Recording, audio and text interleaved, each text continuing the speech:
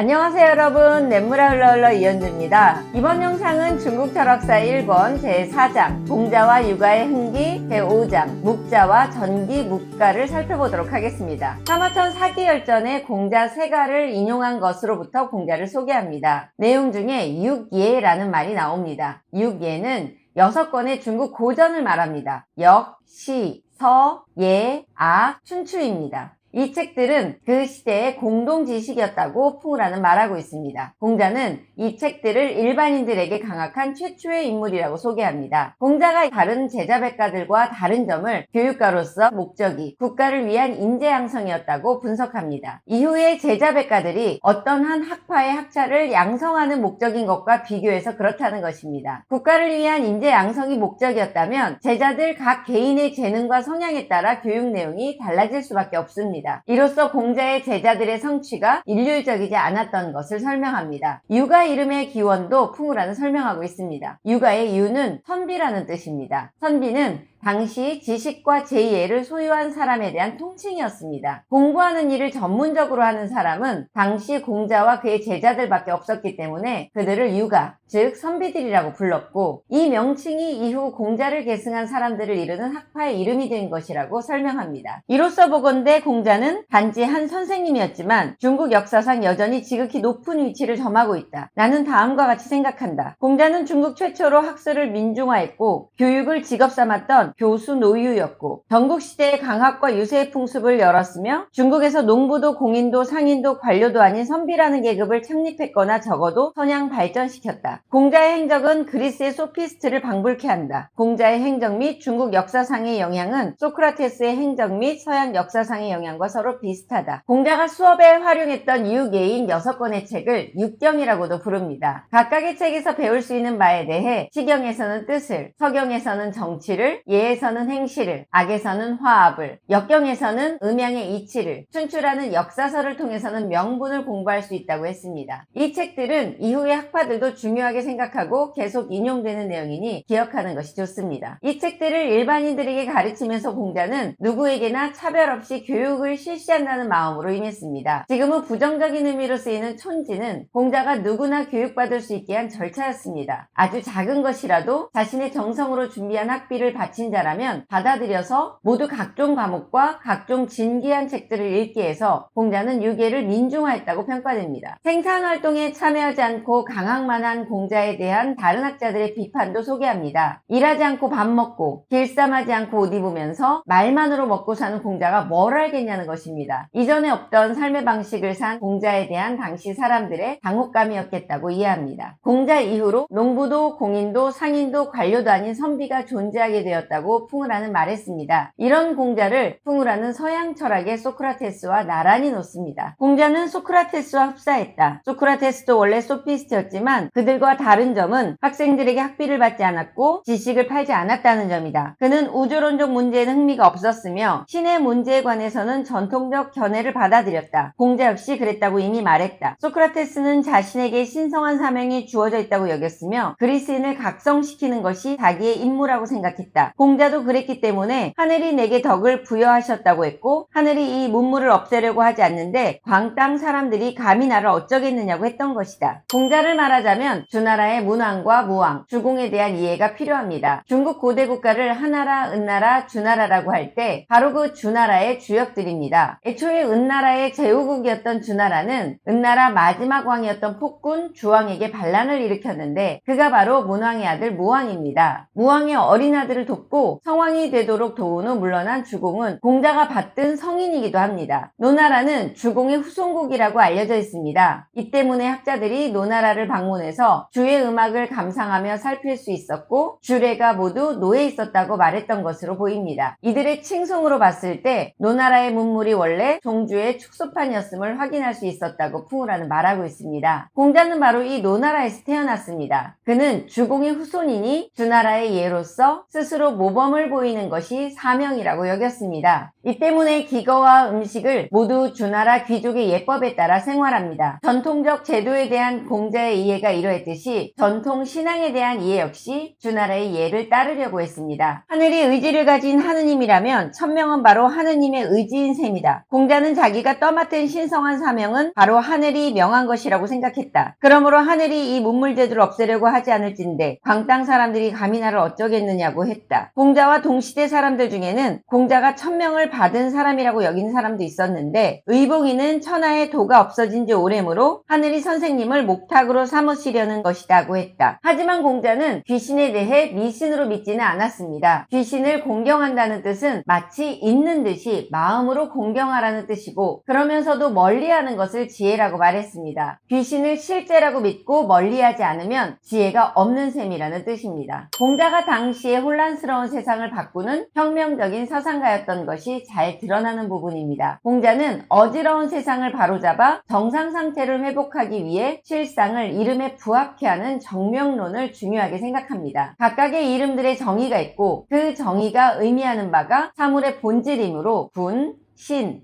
아버지, 아들이 모두 그 이름에 걸맞게 산다면 천하의 도가 서게 된다고 본 것입니다. 공자 시대에는 여전히 귀족이 사회에 영향을 미쳤던 시대였기 때문에 군자로 일컬어지는 귀족들은 자신에게 주어진 이름에 맞는 모범적인 행동으로 서민들에게 영향을 미쳐 사회를 혁신해야 할 사명이 있었던 것입니다. 특히 이러한 정명론을 세우는데 고대 국가 역사서인 춘추에 대한 이해가 중요했던 것으로 보입니다. 공자는 춘추를 일원화하면서 형식과 의례를 정돈했다는 점에서 사회의 질서를 의미있게 구축한 철학자로 볼 수 있습니다. 이때 형식과 의례에 대한 이론화에 정성을 다합니다. 그는 형식의 의미를 이해하지 않으면 위험하다고까지 말했습니다. 공자는 학생들에게 이런 것들을 가르치면서 그것들 속에서 여러 원칙과 교훈을 도출하고 그것들을 이해하고 체득하고 재해석하고 해명할 수 있도록 지도했다. 그는 학생들에게 공부만 하고 사색하지 않으면 어둡고 사색만 하고 공부하지 않으면 위험하다고 가르쳤다.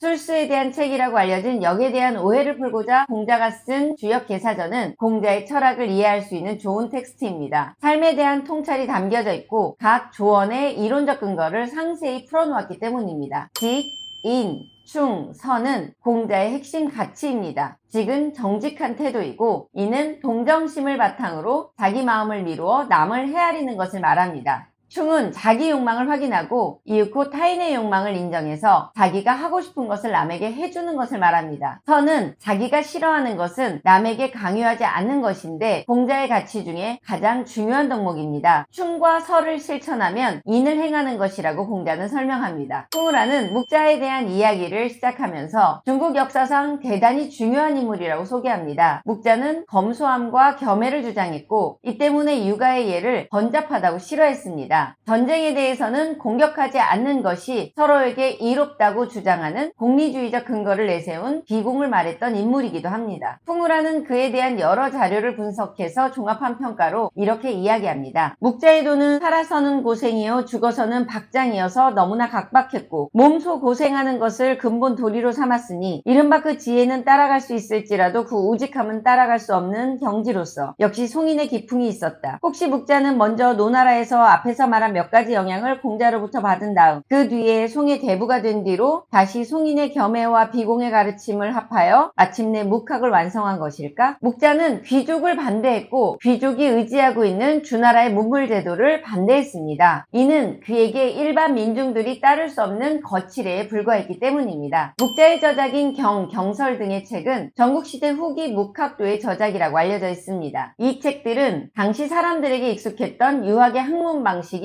암송 및 학습용 책을 간단하고 암기하기 쉽도록 한 풍속을 따른 것이라고 보면 되겠습니다. 묵자 저작 중 대취, 소취는 그의 시대에는 없던 방식인 제목을 달고 논하는 방식으로 쓰인 것으로 묵자 당시에 저술된 것이 아님을 보여주는 것이라고 풍우라는 설명하고 있습니다. 묵자는 무엇보다도 실천을 중요하게 생각한 학파였습니다. 그 중에서도 가장 중요한 내용을 묵자의 공수편을 통해 보여줍니다. 이 내용을 통해 묵자는 공격하지 않는 것, 즉 비공을 주장했다는 것을 알 수 있고 차별하지 않는 겸해를 주장했는데, 이 이론적 근거가 모두에게 이익이 되기 때문이라는 공리주의를 바탕으로 했다는 것이 특징입니다. 또 한 가지, 묵학도가 하나의 조직단체였기 때문에 도움을 요청한 나라를 구제하는 거사에 조직적인 행동을 취할 수 있었다는 점도 알 수 있습니다. 묵자는 묵학파가 분주하게 움직이더라도 결론적으로 시대가 그들의 뜻대로 움직이지 않으면 아무런 소용이 없는 것 아니냐는 말에 한두 사람이라도 행하면 아무도 안 하는 것보다 낫다는 말로 응수합니다. 즉, 의를 행하는 사람이 설령 적을지라도 한두 사람이라도 행하면 그 공은 아무도 행하지 않는 것보다 더 낫다는 말이다. 사방으로 사람들을 쫓아다니며 인의를 역설하면 모든 사람으로 하여금 청종하게 하지는 못한다고 할지라도 그 결과는 사람들을 설득하러 돌아다니지 않는 것보단 낫다. 그 결과는 결국 천하의 이익이다. 공자가 무조건 행했다면 묵자는 조건적으로 행했던 것이다. 이것이 바로 묵자의 공리주의 이론의 바탕으로 공, 성과, 그리고